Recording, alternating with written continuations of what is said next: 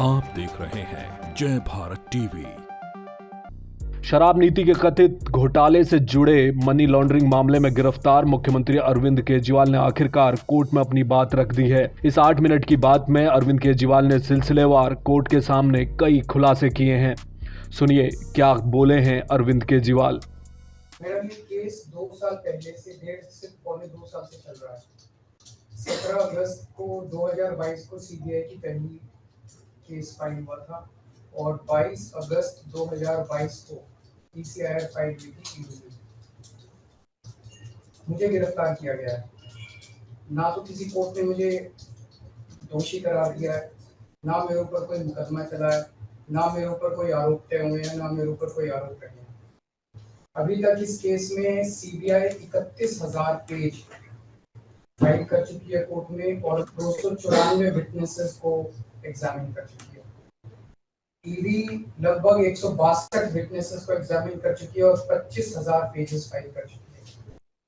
इन सारे विटनेसेस और सारे कागजों को मिला के मुझे क्यों गिरफ्तार किया गया है? मेरा नाम सीधे सीधे 4 स्टेटमेंट्स में आता है, वो मैं आपके सामने रखने की इजाजत चाह रहा हूँ। तो मेरा चार्ज क्या आता है? पहला, सी अरविंद मनीष सिसोदिया जी के सेक्रेटरी थे। उन्होंने ये कहा है, स्टेटमेंट दिया है कि एक दिन मेरे घर में मेरी मौजूदगी में मनीष सिसोदिया जी ने उनको कुछ एक्साइज के डॉक्यूमेंट्स हैंड ओवर किए। That's it madam. उन्होंने ये नहीं कहा कि मेरी मौजूदगी में कोई पैसे दिए, कोई ऐसा कोई आरोप नहीं है। मेरी मौजूदगी में सी अरविंद को मनीष सिसोदिया जी ने एक्साइज के कुछ डॉक्यूमेंट्स। मैडम मेरे घर पे ढेरों एमएलए आते हैं, ढेरों मंत्री आते हैं, ढेरों डिग्निटरीज आते हैं, अपने अपने सेक्रेटरी लेते हैं, वो आपस में खुसर भी करते रहते हैं, आपस में डॉक्यूमेंट्स भी एक्सचेंज। मुझे क्या पता कि कौन किसको क्या दे। Is this a sufficient reason to arrest the second chief minister? क्या ये स्टेटमेंट एक सेकंड चीफ मिनिस्टर को अरेस्ट करने के लिए पर्याप्त है? नंबर 1। नंबर दूसरा स्टेटमेंट, एमएसआर मगुंटा श्रीनिवास रेड्डी, ये मेंबर ऑफ पार्लियामेंट थे, जगन रेड्डी की पार्टी से। एमएसआर एक दिन 16 मार्च 2021 को 4:30 बजे मेरे दफ्तर आते हैं। उससे 10 दिन पहले उन्होंने मेरे ऑफिस में चिट्ठी ईमेल भेजी कि मैं एमपी हूँ मुख्यमंत्री से। मेरे ऑफिस वालों ने उसको 10 दिन बाद का टाइम दे दिया। वो मेरे पास मिलने के लिए आते हैं 4:30 बजे। मैं किसी वजह से जल्दी में था, आके वो मुझे कहते हैं कि मुझे दिल्ली में अपना फैमिली चैरिटेबल ट्रस्ट खोलना है, उसके लिए जमीन चाहिए। मैंने उनको कहा कि जमीन हमारे अंडर में नहीं आती, एलजी साहब के अंडर में आती है, आप मुझे चिट्ठी दे दीजिए, मैं एलजी साहब को फॉरवर्ड कर दूंगा एंड दैट्स इट। सो ये हुआ। 16 सितंबर 2022 को उनके घर पे रेड होती है।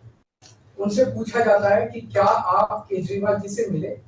वो कहते हैं कि हाँ मैं मिला और मैं केजरीवाल जी से अपने फैमिली ट्रस्ट की जमीन मांगने गया था। ये 16 सितंबर 2022 को सेक्शन 17 का स्टेटमेंट है। ED is not happy with this statement. 5 महीने के बाद उनके बेटे को 10 फरवरी को गिरफ्तार कर लिया जाता है। उसके बावजूद भी वो अपने स्टेटमेंट पे कायम रहते हैं। उनका दोबारा गिरफ्तारी के बाद स्टेटमेंट लिया गया, वो कायम रहते हैं। 5 महीने जब उनका बेटा गिरफ्तार रहता है तो बात टूट जाता है। 16 जुलाई को बदल लेते हैं। उसके बाद वो 16 जुलाई को वो अपना स्टेटमेंट बदल लेते हैं। 18 जुलाई को उनका बेटा छूट जाता है। उसके बाद उनका कोई स्टेटमेंट नहीं होता। That's it. स्टेटमेंट पे स्टेटमेंट हो रहे थे जब तक वो अपना स्टेटमेंट मेरे खिलाफ नहीं दे रहे थे। जैसे ही उन्होंने मेरे खिलाफ स्टेटमेंट दिया, बेटा भी छूट गया, स्टेटमेंट होने भी बंद हो गए और 3 अक्टूबर को उनका माफीनामा भी हो गया। Mission accomplished. इसका मतलब ईडी का मिशन केवल और केवल मुझे फंसाना था। 3 सेक्शन 50 के स्टेटमेंट है मैम। तीनों से सेक्शन 50 के स्टेटमेंट है, they are equal in the eyes of the law. तीनों बराबर है, तीनों की ग्रेविटी सेम है। तो उसमें से एक स्टेटमेंट के तवज्जो क्यों दी गई? क्या जांच की गई है जानने के लिए उसमें से एक ठीक है और बाकी 2 गलत है? जो 25,000 पेज ईडी ने फाइल किए हैं कोर्ट के अंदर, उन 25,000 में जो केजरीवाल के खिलाफ वाला स्टेटमेंट है केवल वो लगाया गया, बाकी दोनों स्टेटमेंट दबा दिए गए। क्यों मैम? कोर्ट के सामने तीनों स्टेटमेंट लाए जाने चाहिए थे ताकि कोर्ट डिसाइड कर ले कि सच्चाई क्या है। चलिए ठीक है। 1 मिनट मैम। तीसरा स्टेटमेंट है उनके बेटे का, राघव मगुंटा से 16 सितंबर को उसके घर पे जब रेड होती है उनसे स्टेटमेंट लेते हैं, he says whatever his father had said। उसके बाद 10 फरवरी को उनको अरेस्ट किया जाता है। उसके बाद उनके 5 स्टेटमेंट्स होते हैं, पांचों स्टेटमेंट्स में वो वही बोलते हैं जो पहले बोला। फिर 5 महीने तक वो जेल में रहते हैं।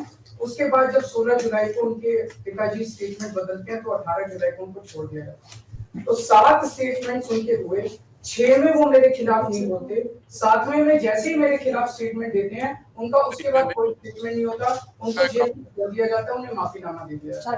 तो जो 6 स्टेटमेंट्स हैं ये रिकॉर्ड पे नहीं लाए जाते। चौथा है शरद रेड्डी।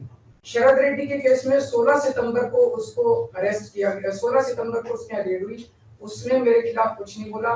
9 नवंबर को उसका स्टेटमेंट लिया, उसने कुछ नहीं बोला। 10 नवंबर को उसकी अरेस्ट हुई। उसके बाद उसके 9 स्टेटमेंट्स होते हैं मैम, 9 स्टेटमेंट्स वो मेरे खिलाफ नहीं बोलता। उसके बाद 6 महीने उसको अरेस्ट करने के बाद 25 अप्रैल को वो टूट जाता है और वो केवल इतना कहता है कि मैं विजय नायर के साथ मिलने सीएम साहब के पास गया था, सीएम साहब जल्दी में थे, सीएम साहब ने कहा कि विजय के टच में रहो, विजय अच्छा लड़का है। मैं केवल ये जानना चाहता हूँ कि क्या ये 4 स्टेटमेंट्स एक सिटिंग चीफ मिनिस्टर को अरेस्ट करने के लिए मैम 2 मिनट दे दीजिए कि ये पर्याप्त है? नंबर 1। नंबर 2, जो 30,000 पेज फाइल किए गए हैं, ये 30,000 पेज के अलावा 1 लाख पेज ईडी के दफ्तर में जो हमारी बेगुनाही के सबूत है मैम, उनको कोर्ट के सामने नहीं लाया गया। ये दूसरी बात मैं ये कहना चाहता हूँ, ये शराब घोटाले का पैसा आखिर है कहाँ जो शराब घोटाला कहा जा रहा है? मैम ये आरोप लगाया जा रहा है कि 100 करोड़ रुपए किसी साउथ लॉबी ने शराब की हमने पॉलिसी बनाने के लिए, हाँ जी 100 करोड़ आम आदमी पार्टी। मैम ये जस्टिस संजीव खन्ना का ऑर्डर है। जस्टिस संजीव खन्ना का order ma'am page 22 para 12। The assertion in the complaint filed by DOE that kickback of rupees 100 crore was actually paid by Liquor Group is a matter of debate।